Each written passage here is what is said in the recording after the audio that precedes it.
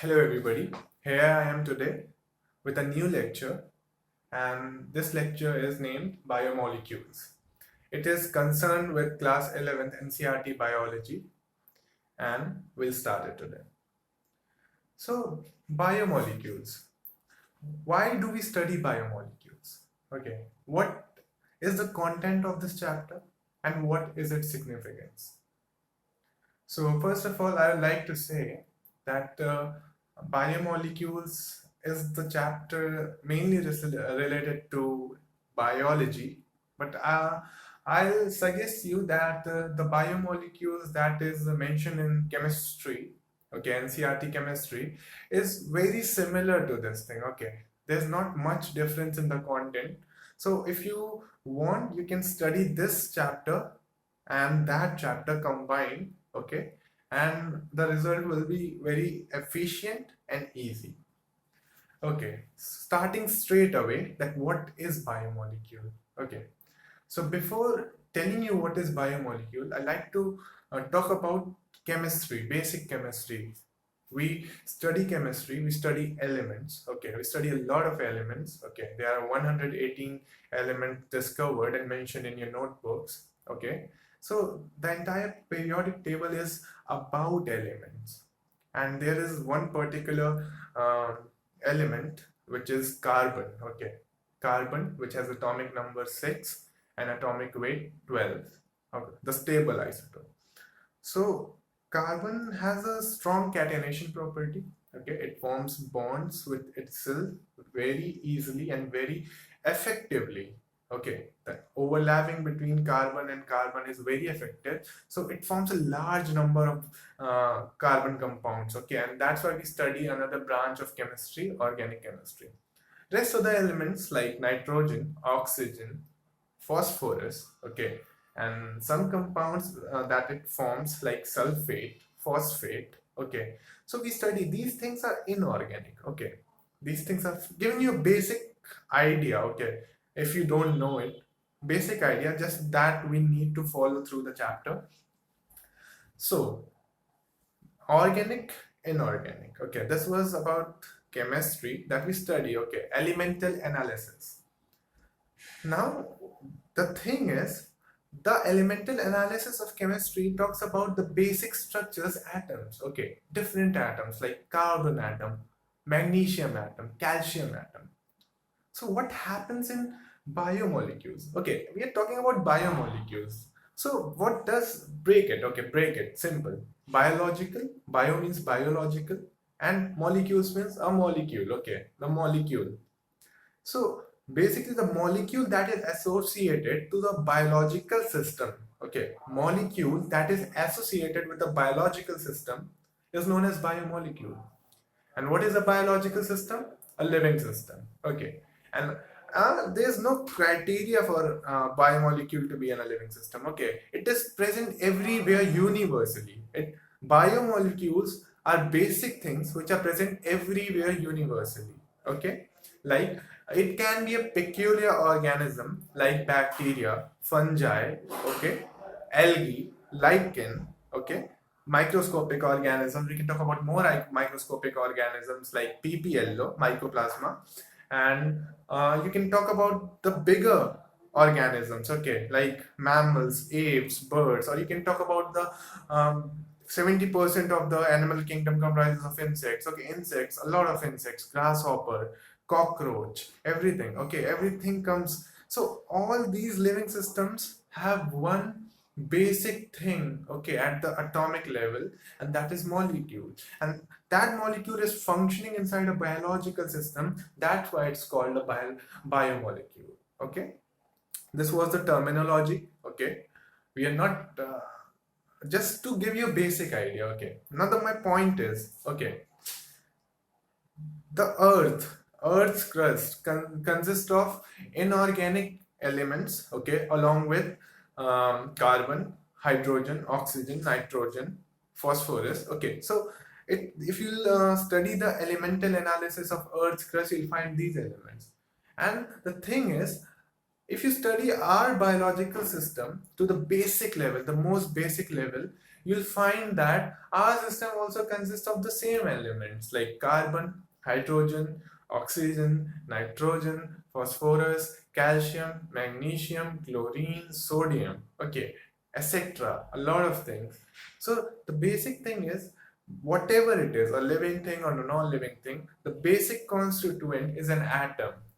And how these atoms group together and form higher molecules or compounds is the reason that we are going to study this chapter. Okay, now I told you about biomolecules. I told you about the analogy that chemistry and biology serve together through this chapter. This is a very interlinking, very important chapter, okay, with terms of concept and understanding. Okay, so this was the basic idea, okay, and now we'll straight away start with NCERT Biology chapter Biomolecules. So here, this is a flow chart of the starting of biomolecules. Okay, so we are talking about the biological system. So we take a piece of vegetable, okay, or lever.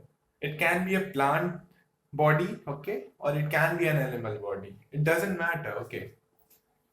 You take that piece of vegetable or lever and you mix trichloroacetic acid. The formula is given, and this formula is given in NCERT. So I mentioned it over here. Okay, so have a look. So when you mix a piece of vegetable or liver with trichloroacetic acid is just providing the medium, okay, because what we are going to do is grind this vegetable or liver, okay. So mixing it with trichloroacetic acid, we grind it with the help of mortar and pestle. Okay, we grind it with the help of mortar and pestle. And when we grind it, whenever we grind it, okay, grinding this thing with mortar and pestle gives you a thick slurry, okay, a thick slurry. And you can understand it as it is a paste, okay, and very fine paste. You'll consistently grind it, and then after grinding it, we'll use a paper, okay, a paper. You can use cotton to refine it, okay. You can spread the cotton, and you can take the thing that you have made the slurry. You can take the slurry, okay, and then you can pour through the cotton, and it will go. The slurry will get refined and get into the beaker. Okay. Now the thing is, some of the slurry will go through cotton. Okay. It will act as a strain. Okay. Strain, like it is passing through a strain. You can say a mesh. It acts like a mesh. This cotton thing acts like a mesh. So not everything will pass through this cotton into the beaker. Some part will get down into the beaker, and some retentate fraction will be above the cotton. Okay. Obviously water will pass down, and there will be some other things which would not pass through this cotton. Okay. So when the things that pass into the beaker are acid soluble fraction, or we can call them filtrate.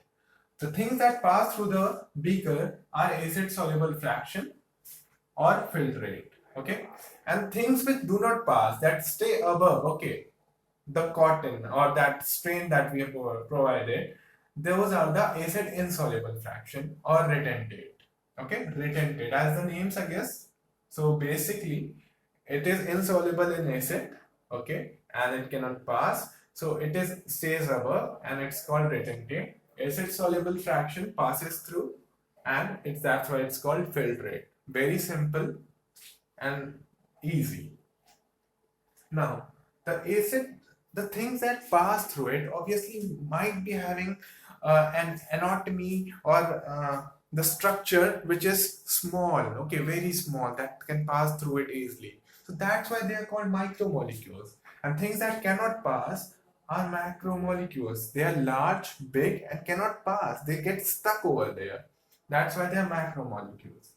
Now, things are simple. Okay, we took a vegetable or liver, used trichloroacetic acid, grinded using mortar and pestle, and then pass it through a strain. For example, you can use cotton, okay, and then you get two fractions, one that stays above retentate and one that goes down is filtrate. Now, micromolecules, okay, I told you smaller in size. See, we can also use specific mathematical thing, okay, the weight measurement to describe why is it micro and why is it macro. Okay, like the micromolecules are less than 1000 daltons. Okay, basically you'll go more precisely, it is 18 to 1800 daltons. Okay, it's a unit of weight, so don't worry about that. This thing is least important. It's just to give you the basic idea of why it has been categorized into these two groups, micromolecules and macromolecules. Okay, so below 1000 daltons, okay, and this is above 1000 daltons. Okay, so basically those things which are above 1000 daltons are considered as macromolecules, and those which are below 1000 daltons are considered as micromolecules. Okay, so more precisely 18 to 800, but that's none of your concern, it's least important. The important thing is what comes under this fraction. So we'll study about these things that are mentioned in the box, but for now you should very wisely and very importantly know this thing, that glucose, that is a monosaccharide. Okay, monosaccharide, amino acid, okay, the smallest part structure of a protein. Okay, one part of it comprises, it goes on forming chains and forms a protein. So basic, okay, basic of protein, that is amino acid. For now you should know this, fatty acid, okay, and nucleic acid. These things comprise the acid soluble fraction or filtrate.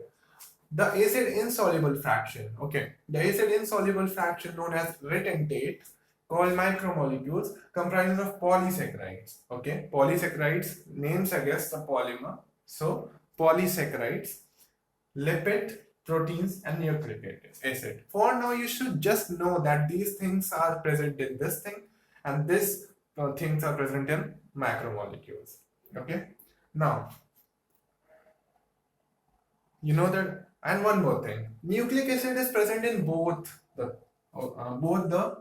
categories. Okay, so see, the problem is here the nucleic acid means DNA and RNA. Okay, the larger part, the polymerizing forms of nucleic acid. Okay, and here nucleic acid means basic forms. Okay, smallest parts of nucleic acid, basic constituents of nucleic acid. Okay, like it can be a nucleotide, it can be a nucleoside. So remember, nucleotide can come under the acid soluble fraction, but here nucleic acid is basically concerned with the polymeric form, that is DNA and RNA.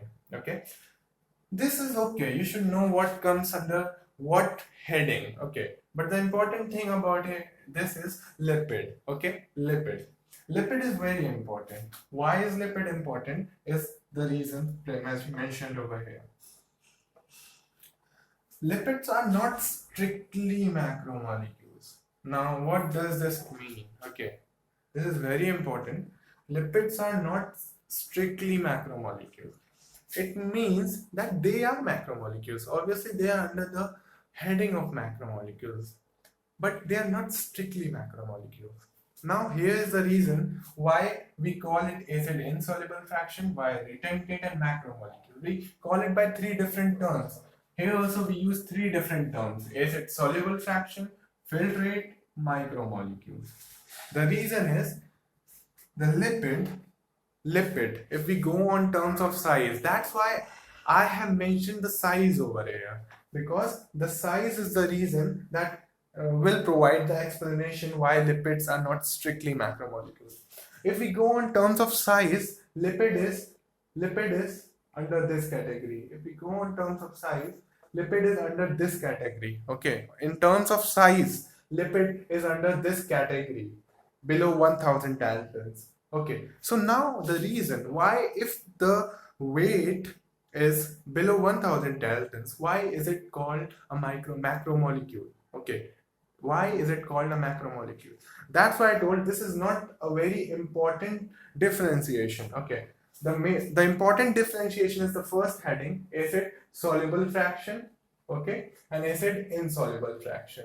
These two are very important headings, okay, because lipid, though it has size of micromolecule, but it is acid insoluble. Okay, lipid is acid insoluble. Okay, lipid is acid insoluble. So size doesn't matter over here. It gets stuck in the retentate fraction and doesn't go down the mesh into the beaker, so it stays above the retentate, and the reason is it's acid insoluble. Okay, so it stays up there, though its size is very small, but it stays in the retentate fraction, so it's not a strictly a macromolecule. Okay, here is the reason. I wrote the reason because this is a very important line, so you can write it somewhere. Okay, you can mention it anywhere. You can mention it in the side column which is provided in the NCERT, or you can mention it anywhere just to quickly get through it. Okay, that lipid is not strictly a macromolecule because though its size is below 1000 Daltons, but it is acid insoluble, so it stays up above the mesh, and that's why it's present in this acid insoluble fraction.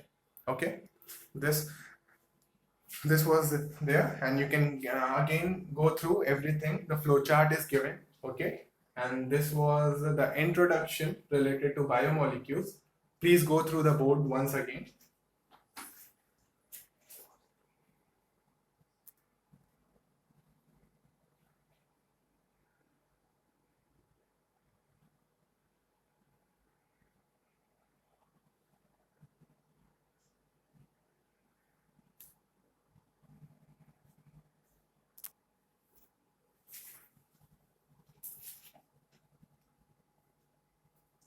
Okay, so now we are over here with the next part, the average composition of the cell. Okay, we performed that experiment, okay, the mortar and pestle experiment, and now we are over here with the average composition of the cell.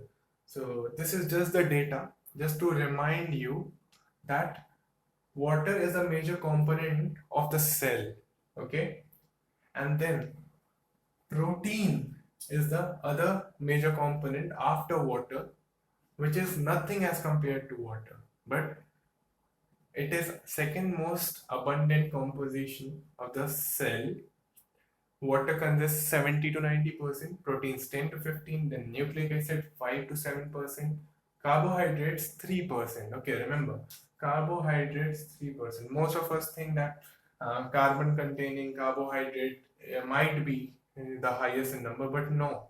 Proteins, nucleic acid, then carbohydrate. Okay, lipid is obviously very less, and ions. Okay, ions are also major constitute 1%, not major, minor component, but contribute 1%, up to 1%. Okay, lipids 2% again, and remember carbohydrate is at fourth number, okay, with terms of component, and at third number with terms of biomolecules. H2 is not a biomolecule. Okay, protein, nucleic acid, and carbohydrate. Okay, so remember this chart. Okay, now why I have starred protein is the reason that protein are the most abundant organic compound in the cell. Okay, so the question will not be like what is the most abundant compound in your cell. Okay, never, because everybody has that memory. Okay, water is the most abundant, but what's the most abundant organic compound? So that's the answer is protein. Okay, so keep this thing in mind. And secondly, there's one more information. Okay, that proteins are the most diverse molecules of our body. Okay, remember the sentence. Proteins are the most diverse molecules of the body, and there's a strong reason for this, but when we'll come to proteins, I'll tell you there. But you can think about it till then. But proteins are the most diverse molecules of our body. Okay, so take this in mind. Go through this chart. Okay, and then we'll move forward.